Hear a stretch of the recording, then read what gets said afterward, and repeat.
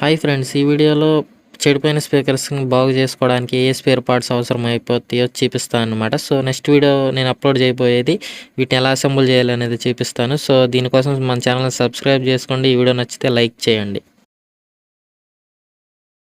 Friends, నా దగ్గర అయితే ఒక పాడైపోయిన స్పీకర్ అయితే ఉందన్నమాట. సో నా దగ్గరనే కాదు, సో మీ దగ్గర కూడా స్పీకర్స్ అయితే డైలీ లైఫ్లో యూజ్ చేస్తూనే ఉంటారు. సో అవైతే కొన్ని కారణాల చేత కాలిపోవడం లేకపోతే పాడైపోవడం అయితే జరిగిద్దనమాట. సో ఇలాంటప్పుడు మనం ఏం చేస్తామంటే నార్మల్గా వాటిని తీసి పక్కన పడేస్తాం, లేకపోతే ఉల్లిపాయల సామానులకైతే వేసేస్తాం. సో ఎందుకంటే మనం అనుకుంటాం సో దాన్ని రిపేర్ చేయలేము. సో వాస్తవంగా దాన్ని రిపేర్ అయితే చేయలేము, కానీ సో మొత్తం దాని లోపల స్పేర్ పార్ట్స్ అయితే మనకి దొరుకుతాయి అన్నమాట బయట మార్కెట్లో. సో వాటిని తెచ్చి అయితే మనం ఇన్స్టాల్ చేసుకోవచ్చు. సో స్పీకర్ కొనాలంటే మనకి అరౌండ్ 400 అవుతుంది కదా. సో దీన్నే రిపేర్ చేసుకోవాలంటే మనకి సో 110 రూపీస్ 120 రూపీస్లో అయితే అయిపోయింది అనమాట. సో కాకపోతే మీరు కరెక్ట్ స్పేర్ పార్ట్స్ అయితే తెచ్చుకోవాలన్నమాట. సైజు, డయామీటర్స్, వీటి ఓమ్స్, కాయిల్ యొక్క ఓమ్స్ అయితే చెప్తే వాళ్ళు మీకు ఎగ్జాక్ట్గా ఇస్తారనమాట. సో లేకపోతే మీరు స్పీకర్ని, మీ దగ్గర ఉన్న చెడిపోయిన స్పీకర్ని తీసుకెళ్ళినా వాళ్ళు వాటికి సంబంధించినవి అయితే మీకు ఇస్తారనమాట. సో ఈ వీడియోలో చూస్తుంటే మీకు స్పేర్ పార్ట్స్ అయితే కనిపిస్తాయి అనమాట. ఇవి వచ్చేసి 4 ఇంచ్ స్పీకర్స్. మీకు హోమ్ థియేటర్లో బేస్ స్పీకర్ ఉండిద్ది కదా లోపల సైడ్, సో వాటి యొక్క స్పేర్స్ అనమాట. సో చూడండి మీరు. సో ఈ వీడియో ఫుల్గా చూడడం ద్వారా సో మీకైతే ఈ స్పేర్ పార్ట్స్ మీద ఫుల్గా గ్రిప్ అయితే నాలెడ్జ్ అయితే పెంచుకోవచ్చు. సో దాని ద్వారా ఇక మీకు రాబోయే స్పీకర్స్ ప్రాబ్లమ్స్, అలానే మీకు ఇట్లా ఎలా రిపేర్ చేసుకోవాలనేది అయితే తెలియదు అనమాట. సో మనం వీటి గురించి తెలుసుకోబోయే ముందు మనం వీడియోని అయితే ఒక లైక్ చేయండి, ఖచ్చితంగా నచ్చిద్ది. సో అలానే సబ్స్క్రైబ్ చేసుకున్నట్లయితే ఇలాంటి వీడియోస్ని ఎన్నో మీకు తేడానికి అయితే నాకు సపోర్ట్ చేసిన వాళ్ళు అవుతారు. సో ఫస్ట్ మీరు నా చేతిలో చూసినట్లయితే దీన్ని డస్ట్ క్యాప్ అంటారనమాట. సో ఈ డస్ట్ క్యాప్ వచ్చేసి మనకి స్పీకర్ పైన అయితే ఉండిద్ది అనమాట. సో నెక్స్ట్ ఇది వచ్చేసి స్పైడర్ అంటారనమాట. సో ఈ స్పైడర్ వచ్చేసి మనకి కాయిల్ని మ్యాగ్నెట్కి స్టిఫ్గా ఉంచడానికైతే దాన్ని సేమ్ పొజిషన్లో ఉంచడానికైతే ప్రయత్నిస్తుంది అనమాట. సో నెక్స్ట్ ఇది వచ్చేసి మనకి వైర్లు ఉంటాయి కదా. సో వాయిస్ కాయిల్ నుంచి వైర్స్, టెర్మినల్స్కి ఇవి కనెక్టర్స్ అనమాట. సో నెక్స్ట్ ఇది కనెక్టర్స్.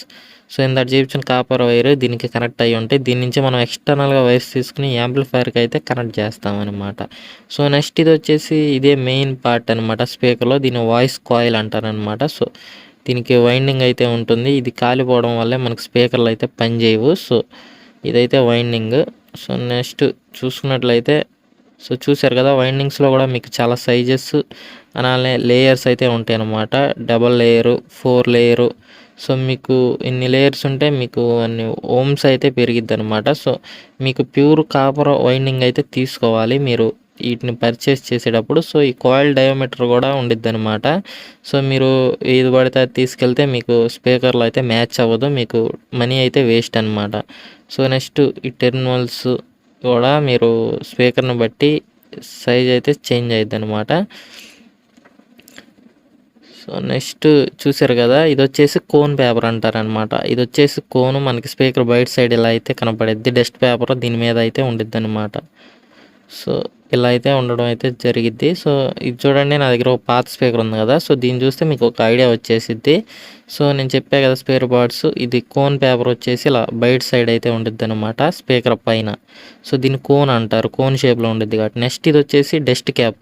సో లోనికి డస్ట్ వెళ్ళకుండా అయితే దీన్ని పెడతాం కాబట్టి దీన్ని డస్ట్ క్యాప్ అంటారనమాట.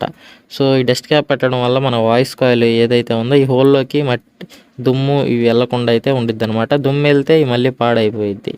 సో నెక్స్ట్ చూసినట్లయితే మీకు లోపల మీకు ఇంకా కనబడుతుంది కదా. సో అది వచ్చేసి మీకు వాయిస్ కాయిల్ దాని లోపల అయితే ఉండిద్ది అనమాట. ఇదిగోండి ఆ ప్లేస్లో అయితే వాయిస్ కాయిల్ అయితే ఉండిద్ది అనమాట. సో ఈ వాయిస్ కాయిల్లో మనకి స్పైడర్ అయితే అటాచ్ చేసి ఉండిద్ది. స్పైడర్ దీన్ని కరెక్ట్ పొజిషన్లో అయితే ఉంచిద్ది. సో మనకి స్పీకర్లో సౌండ్ వచ్చి మనకి కాయిల్ మూవ్ అవుతుంది. మళ్ళీ ఇనీషియల్గా మూవ్ అయిన తర్వాత రెస్ట్లోకి వచ్చినప్పుడు మనకి దాని పొజిషన్లో ఉంచడానికి అయితే పనికి వచ్చింది అనమాట. నెక్స్ట్ ఇది వచ్చేసి స్పీకర్ టెర్మినల్స్. సో అక్కడ ఆల్రెడీ రెడ్ కలర్లో ఉన్నాయి కదా, సో ఇవే టెర్మినల్స్ అనమాట. సో దీనికి వాయిస్ కాల్ నుంచి వచ్చిన వైర్స్ని, సో మనం లీడ్స్ని తీసుకుని ఇక్కడ సాల్టరింగ్ చేసుకుంటాం. సో ఇక్కడ నుంచి వైర్స్ కనెక్షన్ చేసుకుని మనం యాంప్లిఫైర్కి అయితే కనెక్ట్ చేస్తాం. సో యాంప్లిఫైర్ కావచ్చు, హోమ్ థియేటర్ కావచ్చు. సో నెక్స్ట్ వచ్చేసి మీకు చూశారు కదా కాపర్ లీడ్స్. సో ఇవి అక్కడ కనిపిస్తున్న 2 లీడ్స్ అనమాట. ఇదిగోండి ఈ లీడ్స్. సో ఇవి వచ్చేసి అక్కడ ఉన్న నా దగ్గర ఉన్న రోల్ అనమాట. సో ఇవి కూడా వాళ్ళే ప్రొవైడ్ చేస్తారు. సో మీరు స్పీకర్ స్పెసిఫికేషన్స్ మీకు తెలిస్తే ఓకే ఉంది, లేకపోతే మీరు స్పీకర్ తీసుకెళ్ళినా సరే సో స్పేర్ పార్ట్స్ ఉన్న వాళ్ళ దగ్గర అయితే వాళ్ళు ఇస్తారనమాట.